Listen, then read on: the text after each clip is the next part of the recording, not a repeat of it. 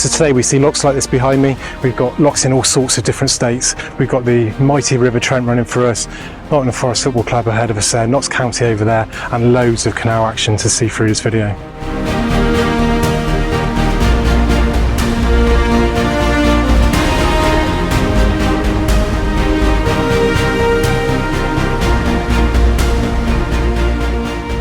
I'm in Nottinghamshire, and behind us you have a 19-mile pound. This is the Grantham Canal, and up that way you have the Woolsthorpe flight, and in front of us here you have Lock 11, and we're going to walk our way down into Nottingham itself and to the River Trent.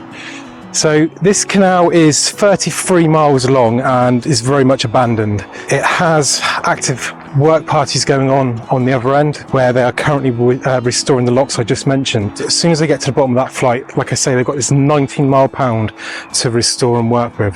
Largely owned by the Canal and River Trust. I think there are a few other landowners dotted about, but mainly they're working sort of under license with the trust. So there's nothing stopping this from happening quite quickly. So here we are, Lock 11. This looks like it's had repair work done. It's fairly clear compared to some of the ones you'll see going down, but then not as far along as others as well. This canal was a beautiful mixture of abandoned, restored, and never to be used again. As you can see here, there's lots of patching done on this, on the walls, on the sides and stuff, and this bridge will be relatively new as well. They've got some problems here, as this behind me here, and I think probably a little bit of this down here, it was done with a clay. And the problem is with the clay is it's reacted with the gypsum that's in the soil. Now gypsum is plaster, and basically it reacts with the clay and it eats the clay. So traditionally, through the whole lifetime of this canal, they had major issues behind us with leaky sections. So when it comes to restoring this, they are going to have a real good look at it and test each section, probably bund it, see where it leaks. So they may have to use some more modern options like bentomat or blocks or even piling to seal further back. And then straight away after the lock we've got the bridge, and the bridge is quite an interesting one. So you can see this red brick bridge. This carries a road across, and if you walk through here you'll see a split all the way through the bridge. Here, look, so this bridge has been built, this is a more modern end of the bridge, and this is the older, so this was probably upgraded at one point to take the road across, and then straight into another bridge, and this is 18A. So this is, although that's still carrying a road behind us, this is the main road now that's been modernised and upgraded and massively widened to a dual carriageway. When they built it, they've obviously allowed for the canal to be restored underneath, which is great news. That's one major hurdle over. Then from straight underneath this bridge we get to Lock 10. So there's a small pound in here, and then we've got Lock 9 just below it. Now this is one of the kind of closest flights they've got on this, apart from the Woolsthorpe one behind us. There's large sections here which are just big open pounds of water. Now the canal itself was called the Three Shires Canal because it goes from Nottinghamshire, where we are now, it briefly goes into Leicestershire and then goes into Lincolnshire where Grantham is. And if we look over here, look, you can see the lock. Again, it's fairly clear, there's a little bit of growth in it on this end, but they've been stepped here. So when they abandoned it, the waterway was kept. We'll go into that during the video, and they stepped it here so water levels could be maintained within this, and that little block on the end there will be where there's a little sluice so you can drain it out completely. This, like I said, there's a bit of overgrown here, but the lock looks to be in pretty good condition. This is a wide canal. It was built to the same width as the Nottingham Canal. William Jessup was the engineer on both, and whilst he was building the Nottingham Canal, he was contacted by this end basically to see if he could carry on. So you'll find out as we get down to the bottom of the video, the canals join up very close to each other, and they all have the same dimensions as the locks. You can get, I think it's a 74-foot boat up through here, and the locks are 14-foot wide. So, which is, again, like I say, is the same as in Nottingham. This then goes into this little pound here, which is directly into the next lock. Again, this lock is slightly overgrown in places and got weeds growing out the walls, but it doesn't look to be a massive amount of work to get it back together. You've got some brick facing needs to be done over here. Other than that, it's still standing. The walls are largely still there. As far as I'm aware, they are straight. They're not bowing in or anything like that. So hopefully, not a huge amount of work to get this up and running. One thing you'll find along this canal are bridges like this, and this is a lowered bridge. So you can see the canal's pretty drained here. There's not a lot of water left in here. I think that's probably to do with the section up there, like I said, so there's not a lot of water running down. Most of what's coming down from further up the line is probably drained out through like the leaks and stuff where the gypsums are reacted with the clay. But you can still see the old sort of bridge wing walls there. So this canal was actually abandoned in 1936 and it was deemed useful for agriculture. So what they did when they abandoned it was they put in the overflows like the weirs and stuff at the locks and kept stores of water then so it could be pumped up for the fields. And that saved the canal really. So the canal wasn't really filled in or built on or anything like that. There is some of that on the other end, but the majority of the canal has been quite lucky. So then in 1948 the canals were nationalised with the railways and a lot of the roads and lorry firms and stuff like that, and they were put into British Transport Commission where they stayed for a number of years until the 1960s, when in 1963 British Waterways came about and they started putting canals into categories.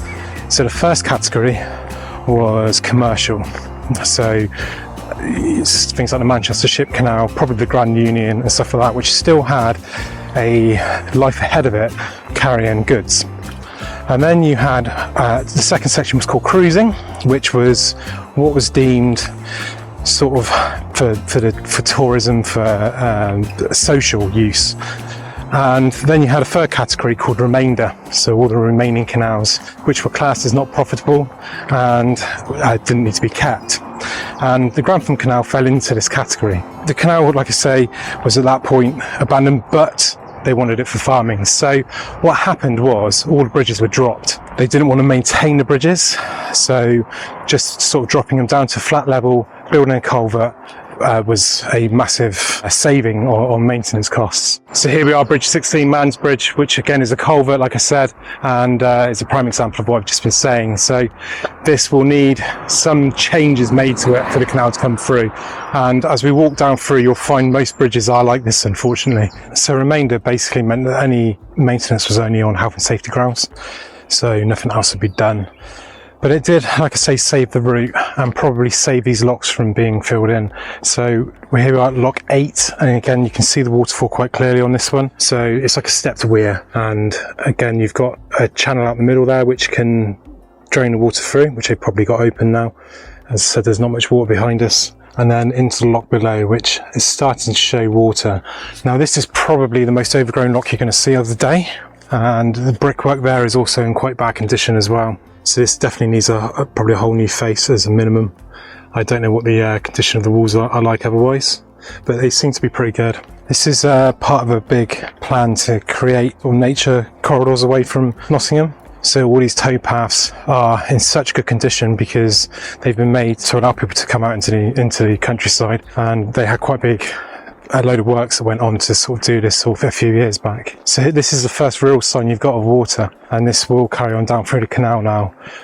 You will see it in different stages of overgrown, but it's all there, the bed's there, and largely free. If you look at the section here, you've got trees here, but they're overhanging, so they could easily be branches cut to clear without taking the tree down to allow navigation through. So behind us here we have Bridge 15, which is another lowered bridge, and this is then walking around through a really pretty area. Actually, it's a country park here.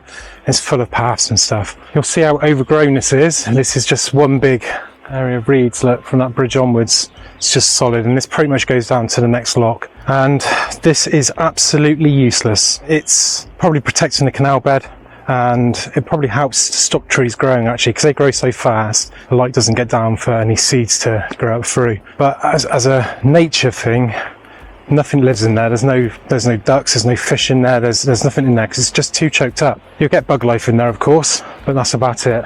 This obviously will be cleared and managed when a canal comes through. So when boats eventually come down through here, it actually helps because it churns up the water, it breaks up the roots, it does all sorts to it. So you still get growth, but nowhere near as much as you do in a section like this, which is, like I say, too choked up. So that helps restore the balance. So the canal being here and the water channel through helps with all different sorts of species rather than just a few that can survive in this absolute mess. One thing you'll find as you work your way down this canal, both ways, is sections that have had work done to it, and quite a bit of work in places. And this canal has a really bright future because other than the bridges that need to be lifted, which are going to cost some money, the canal itself is in a great state. And if you look here at lock 7, you can see we've got water running into it, and then we have lock gates, and these lock gates are all working. The lock's been fully restored and all ready to go. This is probably one of the best examples of a lock on this canal, I would say. On this end anyway. The previous video would have shown sort of the flight of locks up there that are in a great state and currently being restored. But the plan is to eventually meet in the middle. There is some hope with the bridges. So this is bridge 13 and would have been a swing bridge. It no longer exists, and as it's completely overgrown all around it, I'm assuming it will never need to be replaced. So the swing would have been on that side, I believe, rather than the towpath side, and you can see the wing walls of it still exist on both sides. It wouldn't be a huge job to put a swing bridge in there if it had to be replaced, but I don't believe they ever will need to. There's a few swing bridges like this, there'll be another one a bit further down which I'll show you, as well as some sort of further back on the line. And there are also quite a few places along the line where the bridges that need to be replaced are just footpaths. And then we have lock 6, which is ready to go, gates on it. It looks like it's all restored. We've got ladders in and water running through. Almost looks to be holding up better than some of the locks on the main network, and they're never used. The problem you get with these locks when they're just left sort of in one position all the time, leave them to dry out and they rot. And I mean, these have got 2000 on them, but they probably need replacing before any boats go through. It's 20 to 30 years for a lock gate normally. So we're entering into an area now within a flight path, and pretty much the entire canal at this end from where I started all the way through is part of Nottingham Airport. So I'm not technically allowed to fly a drone, but I have got permission.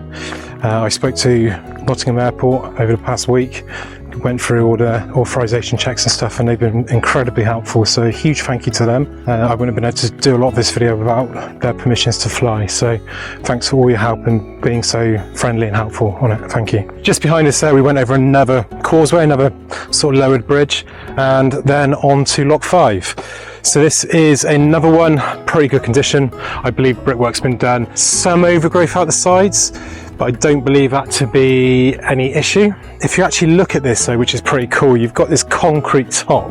So it looks like they've raised this. So I don't know if it's the same, yeah, it's the same this side as well. Look, you can see the original coping stones with a new cast concrete top. So this lock for some reason has been raised up. I'm not entirely sure what the reason is for that, but it's quite cool to see. This goes into a long pound here then, which goes down through to lock 4, which is the last lock for a little while. There's quite a bit of cool stuff here to see. I can't show you from the air. The runway for the airfield is literally in line with this, and this is the flight path. So planes are actually coming quite low down here.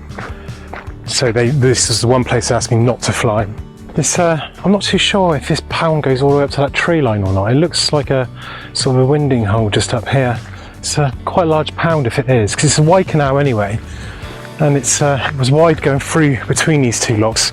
There were locks just here, and then the one we've just walked from is, you might be able to see it going up slightly there. So there's going to be plenty of water in here when it's done. So this is coming up now is lock 4, and this has got some nice features around it, mainly at the bottom. So you've got the lock house here, kind of over the back, which is just going to come around this corner in a second, and the lock to the right here. Now this one is on the original coping stones, so I'm not really sure what's going on with that one up there, but it's, again, the brickwork's good. It looks fairly clear. You've got the weir in there, which is everywhere, but a brick wall on top of that, so this is more controlled to hold the water level, I believe. It looks to be blocked in that channel down the bottom there. Those are duckweed or something in there, but again, very good condition, almost ready to go. So the lock's there, you've got the lockkeeper's cottage here, and you've got a really cool feature here. So you've got a stream that runs across the tree line over there behind the cottage, runs through here, goes under the canal in a culvert through to the other side.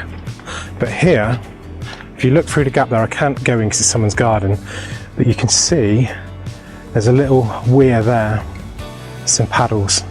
That's holding the water level up behind on the stream, which is running through a channel down through their garden over there, and it's then coming out over here and flowing into the canal and filling the canal up. So taking a little bit of water from the stream but letting the most of the water run through. And then they have an overflow in this as well, which is on this side through here, and that runs through under here, and you can see it overflows back into that stream. So if the water level gets too high, not only will it flow back through there, but it'll also have a double the capacity through there to go back into that stream. And then that would just run underneath and go off in the stream as it would have done anyway. I'm actually going to end this video here. This video would have been massive otherwise. Next week we'll see as this canal carries on down towards the Trent and how it splits off, and there's options to reroute the canal so they can restore this canal. But this video has hopefully shown you just how much potential there is in the rest of this canal and how we can connect this onto the wider network.